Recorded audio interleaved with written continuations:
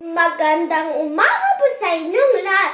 Ako po si Ricardo Paog Dalisay mula sa SSC1 sa pamumuno ni Ginang Merlina Gacho, ang inyong nasarapan ang pambansang bayani ng ating bansang Pilipinas.